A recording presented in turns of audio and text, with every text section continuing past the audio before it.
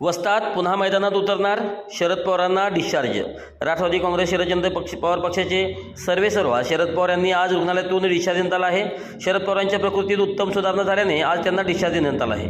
खोकल्याचा आणि कफचा त्रास जाणवू लागल्यामुळे शरद पवार यांना उपचारासाठी पुण्यातील रुबी हॉल क्लिनिकमध्ये दाखल करण्यात आलं होतं। गेले 5 ते 6 दिवस शरद पवारांवरती उपचार करण्यात आले। त्यांची प्रकृती चांगली झाल्याने आज त्यांना रुग्णालयातून घरी सोडण्यात आलं। तर शरद पवार यांची प्रकृती उत्तम आहे। रुबी हॉल रुग्णालयाकडून शरद पवार यांच्या तब्येतीबद्दल माहिती देण्यात आली। रुबी हॉल क्लिनिकचे अध्यक्ष आणि व्यवस्थापकीय विश्वस्त डॉक्टर पूर्वेश ग्रँट यांनी याबाबतची माहिती दिली आहे।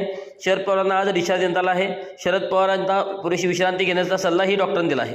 शरद पवार यांची प्रकृती चांगली आहे आणि ते बरे झाले असल्याचे डॉक्टरकडून सांगण्यात आले आहे। शरद पवारांना डिस्चार्ज देण्यात आल्यानंतर घरी नेण्यासाठी सुप्रिया सुळे आल्या होत्या। रुग्णालयातून खाली आल्यानंतर शरद पवारांनी सगळ्यांना खाली येऊन व्हीलचेअरवरून हात दाखवला, त्यानंतर त्यांना घरी नेण्यात आलं। आता घरामध्ये त्यांना 4 ते 5 दिवस विश्रांती घेण्याचा सल्ला देण्यात आला आहे।